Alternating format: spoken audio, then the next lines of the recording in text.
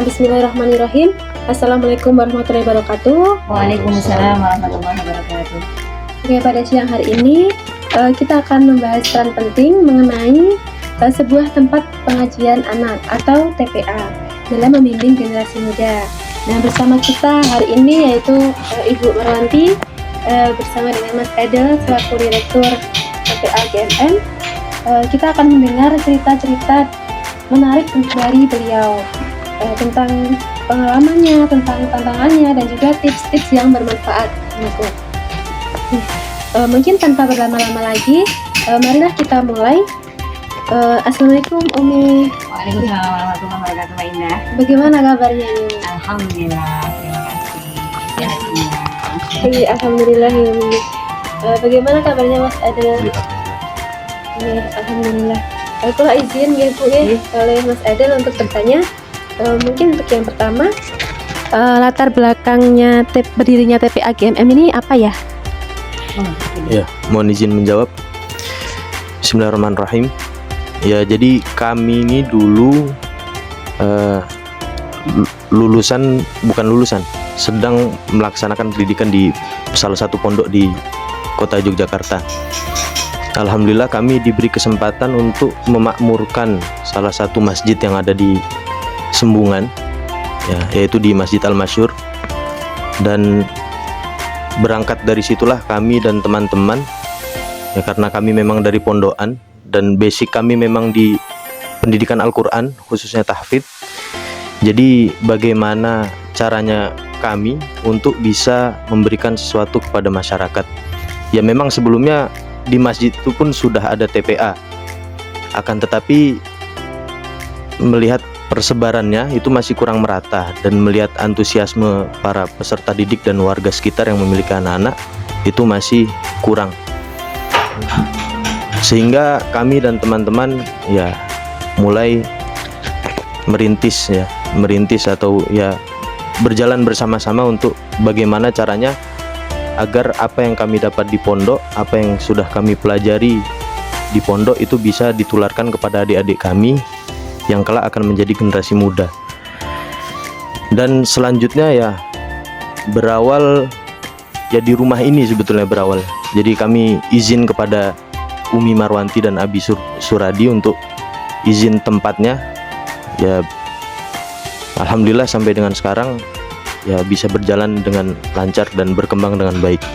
Kurang lebih seperti itu. Oke, Masya Allah, menarik sekali ya. Kemudian kalau visi misi utama dari TPA ini apa ya?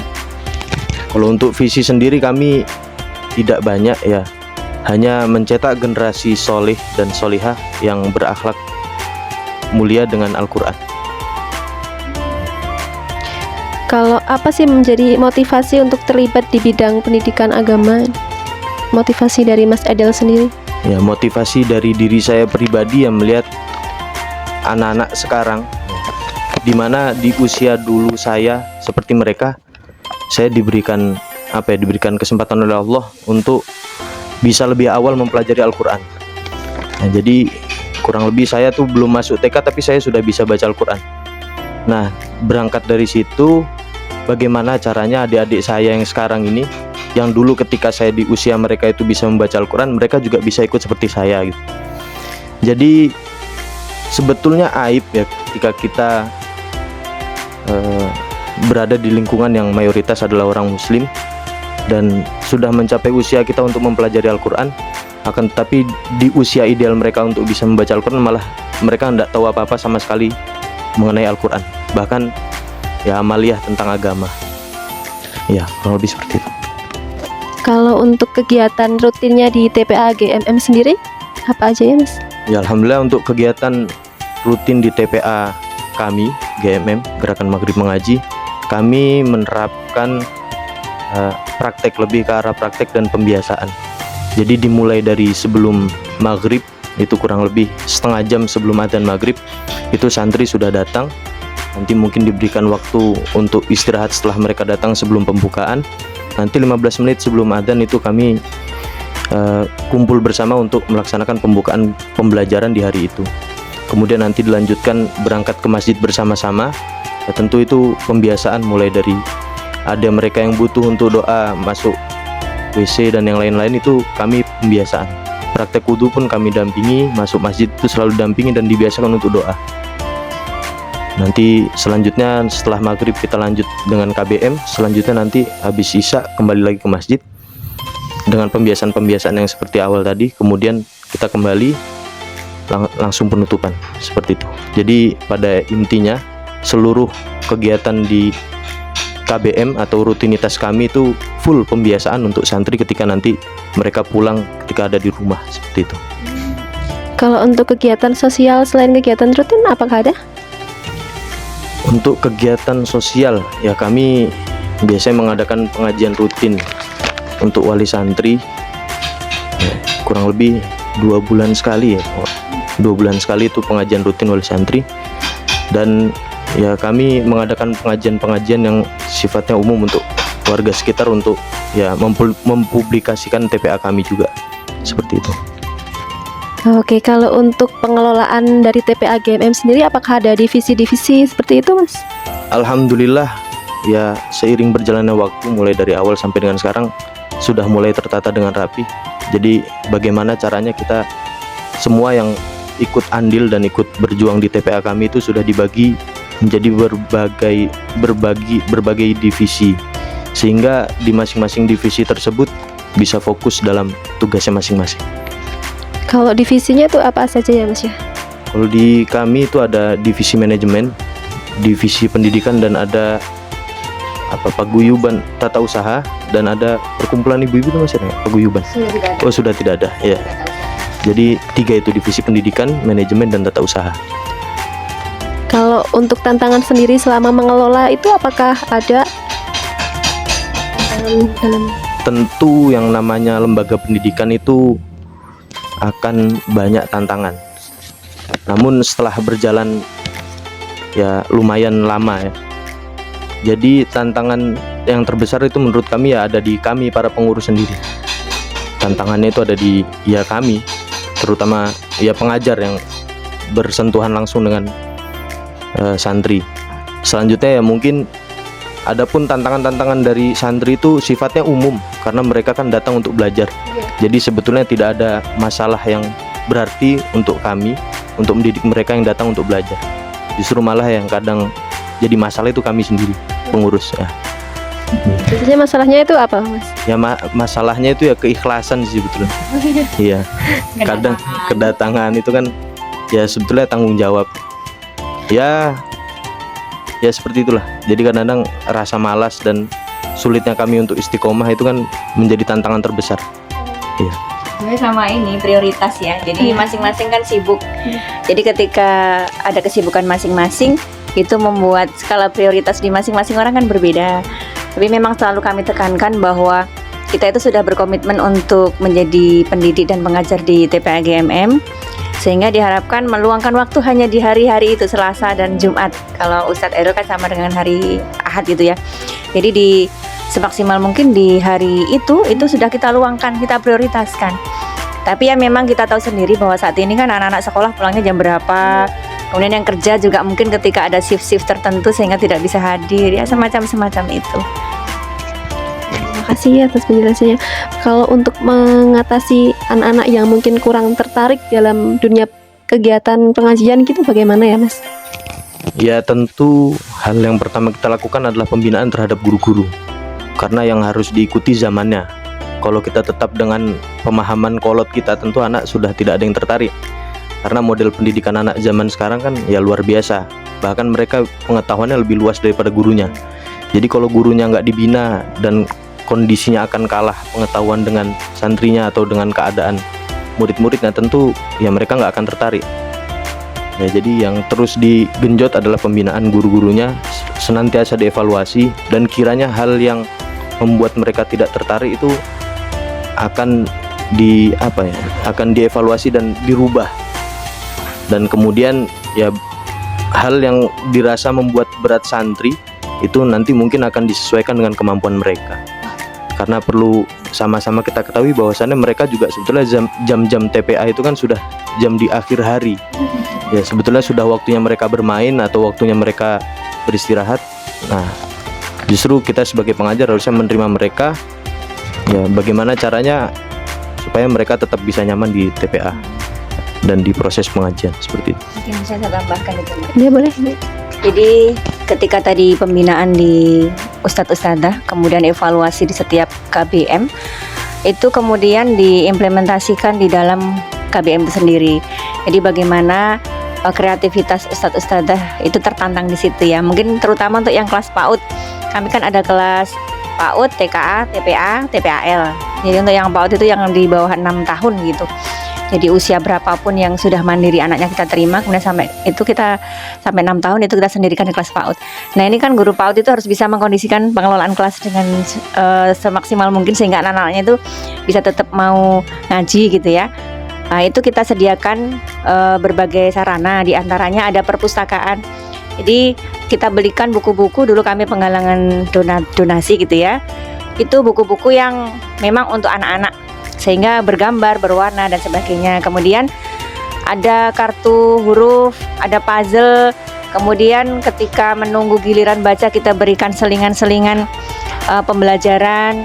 Kemudian Ustadz Ustadzahnya itu sok bercanda dengan santrinya agar tidak sepaneng. Nah seperti itu yang kita munculkan, dan itu biasanya ditekankan oleh Ustadz Edel ketika kita evaluasi di setiap bulannya. Demikian. Oke, terima kasih. Kalau berarti untuk peran TPA, pengaruh TPA ini dalam membangun karakter anak-anak ini ya Mas ya, sangat penting. Ya untuk sementara, untuk sekarang ini sangat penting. Ya. Kemudian kalau kasus seperti di lingkungan saya yang Ramadan TPA-nya ini vakum setelah Ramadan kemarin, solusinya mungkin dari Mas Edel atau Umi itu bagaimana ya? Jadi memang seperti yang terjadi dari sejarah yang diceritakan oleh Mas Edel di awal, bahwa ketika kita mendirikan atau menghidupkan sebuah pengajian TPA anak-anak gitu ya, itu dimulai dari adanya beberapa orang yang berkomitmen. Tadi sudah dilatar belakangi dari niat dulu ya, masih ada orang yang berniat dari beberapa santri dari Harun Asy-Syafi'i yang teman-teman Mas Edel dan teman-teman tadi. Itu ketika sudah ada niat, kemudian menjalin kerjasama. Jadi beliau tadi bersama teman-teman kan kemudian mendatangi kami untuk kerjasama bagaimana tempatnya. Ketika terjadi komunikasi, jadi antara yang mempunyai niat untuk mendirikan sebuah lembaga, kemudian bertemu dengan orang yang istilahnya bisa diajak kerjasama, berkomunikasi yang baik, akhirnya kita bisa mengumumkan untuk kita akan mendirikan lembaga. Jadi mungkin yang bisa dilakukan di Masjid Sabilul Huda juga demikian. Jadi ketika jenengan misalkan ya, kemudian tadi disebutkan sama Abi ada Mas Danang sama Mas siapa tadi satunya? Mas Bayu gitu ya. Bertiga itu sudah cukup untuk bisa menghidupkan kembali. Yang penting bertiga ini komitmen yang kuat. Kemudian nanti kerjasama dengan bisa takmir langsung atau bisa dengan pengurus pengajian yang ada di situ ibu-ibu. Kan kebetulan Abi juga ngasih di sana toh untuk pengajian. Nah itu mungkin dari pengurusnya sendiri banyak yang istilahnya berpotensi untuk bisa diajak, seperti Bu Amin, kemudian Bu Ayem, Bu Rohani yang dulu guru-guru saya, kemudian Bu siapa itu Bi yang satunya itu. Nah itulah, jadi orang-orang yang di depan, Bu Tribina, nah Pak Sawabi itu kan juga, Bu Rina itu kan orang-orang yang berpotensi untuk menghidupkan syiar di Masjid Sabilul Huda. Jadi jenengan komunikasi dengan mereka, menyampaikan bahwa kita ingin mendirikan seperti ini. Kemudian nanti mereka pasti akan membantu bagaimana mengumpulkan anak-anak. Nah kemudian nanti kalau masalah pembiayaan bisa didiskusikan dengan takmir. Seperti kami di awal kan memang juga awalnya juga selain menggalang donatur dari wali santri yang hadir waktu itu ya Mas, hanya 11-an orang kita tawarkan. Jadi ketika kita ada kegiatan, kita tunjukkan memang kegiatannya bagus, maka orang itu akan dengan sendirinya ingin memberikan sedekahnya gitu. Nah nanti awal-awalnya dari situ. Yang penting itu tadi, dengan sudah ada temennya, komitmen gitu ya untuk melanjutkan. Mungkin gitu ya Mas Edel ya. Terima kasih ya Umi ya. Kemudian menurut Umi dan juga menurut Mas Edel, kualitas atau keterampilan dari seorang pengajar itu seperti apa sih?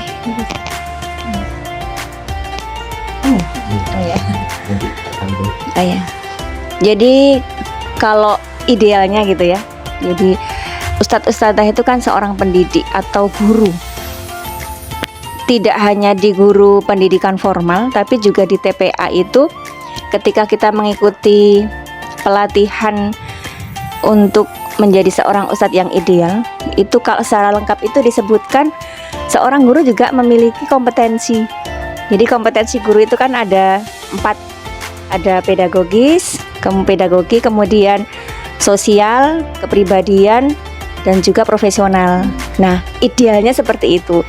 Jadi gampangannya kalau 4 itu diambil cuplik-cuplikannya ya, dia harus memahami karakter anak-anak, itu kompetensi pedagogik. Kemudian kompetensi sosial, bagaimana dia berinteraksi dengan sesama ustadz-ustadzah, dengan santri, dengan wali santri, dengan takmir, dengan masyarakat. Kemudian kompetensi profesional itu bagaimana dia menguasai materi yang akan diajarkan. Makanya di TPA kami itu kami dari pengurus dan manajemen terutama itu berusaha agar ustadz-ustadzahnya itu punya kompetensi ditunjukkan dengan ujian syahadah. Jadi kami semua insya Allah sudah ujian syahadah 1. Nah, Mas Edel ini sudah S2A-nya, termasuk saya. Kemudian kemarin kita mengadakan pelatihan itu, yaitu yang kedua bagi kami. Jadi seluruh ustadz-ustadzah kita himbau untuk mengikuti. Kenapa? Karena metodologi Iqra itu kan sebuah metode yang dicetuskan dengan sudah ada pola bagaimana agar sukses. Kalau ustadz-ustadzah tidak menguasai itu ya dengan metode apapun tidak akan sukses. Maka ketika kita Iqra ya kita harus belajar bagaimana Iqra itu akan menjadi optimal dan maksimal. Nah itu jadi kompetensi yang dibutuhkan oleh guru. Kemudian yang satunya lagi kompetensi kepribadian. Jadi ini yang sering ditekankan ya sama Ustadz Edel ketika di dalam evaluasi, bagaimana memperbarui niat kita agar selalu ikhlas. Kemudian kita motivasi dengan balasan Allah, intan surullah, kalau kita menolong agama Allah maka Allah akan menolong kita. Nah itu diharapkan agar kita muncul motivasi internal. Nah itu ketika kita berkomitmen, itulah kompetensi kepribadian kita, sehingga kita juga harus menjadi teladan. Makanya entah apapun latar belakang ustadzahnya ya, terutama ya anak-anaknya kan berpakaian gamis, kaos kaki, kemudian jilbabnya lebar. Nah, maka ustadzahnya juga harus demikian, karena harus menjadi teladan. Walaupun nanti setelah di luar GMM itu kan diserahkan masing-masing gitu ya, tapi ketika berada di proses KBM GMM ditekankan seperti itu, yaitu kompetensi kepribadian yang kita bangun. Mungkin diantaranya itu. Mas Adel mungkin menambahkan. Baik, kemudian apa sih pesan bagi para orang tua dan juga masyarakat tentang pentingnya pendidikan agama di usia anak dini gitu? Untuk orang tua. Ya kalau itu sudah ini ya, berpatok kepada firman sabda Nabi kita Muhammad SAW bahwasanya ketika anak Adam itu mati, maka 3 hal yang akan terus mengalir, yaitu amal jariah, ilmu yang bermanfaat, dan ketiga adalah anak soleh yang senantiasa mendoakan untuk orang tuanya. Kalau tidak dipupuk sejak dini ya, yang namanya mati itu akan diingat paling ya sebentar, 1 bulan, 2 bulan, 3 bulan, 1 tahun, nanti sudah ada yang menggantikan, sudah dilupakan. Beda halnya dengan anak yang sudah dididik dan dipupuk agama sejak dini ya, sudah diajarkan bagaimana cara berbakti, bagaimana cara mendoakan orang tua, sehingga itu akan terus berjalan dan terus terbiasa sampai orang tuanya nanti diwafatkan oleh Allah. Kemudian si anak ini terus mendoakan, dan bagaimana caranya agar pahala untuk orang tua itu tidak putus ya melalui anak soleh itu. Maka sangat penting ya, pondasi dari kecil itu penting. Jadi nggak usah nunggu masa taubatnya, karena belum tentu diberikan kesempatan di masa taubatnya. Dan melihat sekarang kan banyak yang sampai di usia senja masih belum sadar akan hal itu ya. Jadi ya dimulai dari kecil, walaupun dilihat perubahannya tidak signifikan, paling tidak sudah ada yang membekas di kepala mereka dan di hati mereka, seperti itu. Oke, mungkin tadi menjadi pertanyaan penutup ya Mas ya. Oke, alhamdulillahirrahmanirrahim. Nah, tentunya ini tadi podcast dapat menjadi pembelajaran juga bagi saya, karena saya juga merasa masih kurang belajarnya dalam dunia TPA pun gitu. Iya Bu. Saya ucapkan terima kasih kepada Ibu Marwanti dan juga Mas Adel. Semoga ya pengalaman dan juga tips berharga dari Mas Edel dan juga Ibu Marwanti dapat bermanfaat bagi pendengar, bagi saya juga, untuk mendapat menjadi inspirasi dan juga panduan juga bagi para pendengar, terutama bagi mereka yang tertarik untuk membangun kegiatan positif di lingkungannya.